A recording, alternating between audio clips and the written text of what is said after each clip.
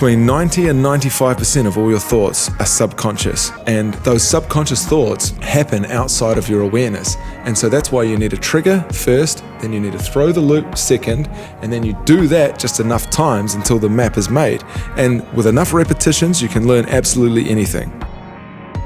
Imagine your mind is like a smartphone and you've already got a bunch of apps loaded on there, from recognizing faces, walking, talking, doing maths, recognizing weather approaching, riding a bike, dressing yourself, managing time, navigating the supermarket, and a bunch of others.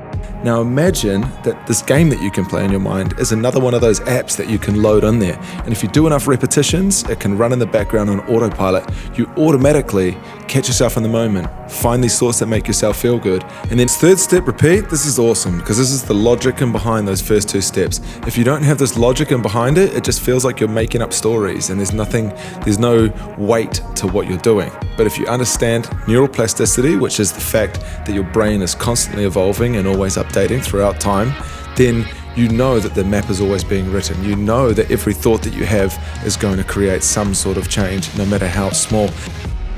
If I just keep doing that same thought, it'll keep firing down that line and it will eventually ingrain and become an automatic process. And I know I keep talking about automatic processes, but there's a neurological description of what this process is, and it's called automaticity, which is your brain's ability to perform a thought or a task or a habit without any conscious control. So that means you're not observing the fact that your brain is performing this operation.